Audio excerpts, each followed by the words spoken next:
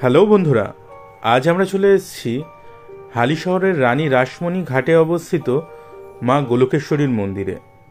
এই মন্দির স্থানীয়দের কাছে অর্ধকালী মন্দির বা অর্ধেক কালী মন্দির নামেও বেশ পরিচিত। এইরূপ নামকরণের কারণ মায়ের অর্ধেক অংশ এখানে মাটির ওপরে এবং বাকি অর্ধেক অংশ মাটির নিচে অবস্থান করছে।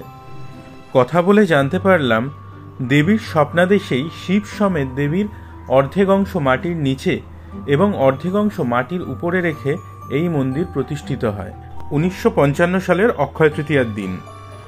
মা কালীর মূর্তি ছাড়াও রয়েছে বেশ কিছু দেবদেবীর মূর্তি, যেমন দেবাদিদেব মহাদেব, জগন্নাথ, বলরাম, সুভদ্রা, গণেশ এবং আরও অনেকে। এই মন্দিরে আসতে হলে কাঁচরাপাড়া স্টেশন থেকে টোটো করে আসতে হবে বাঁকমোড়। বাঁকমোড় থেকে টোটো নিয়ে রানী রাসমণি ঘাটে এলেই দেখতে পাবেন এই মন্দির। এখনকার মতো বিদায়। জয় মা গোলকেশ্বরী।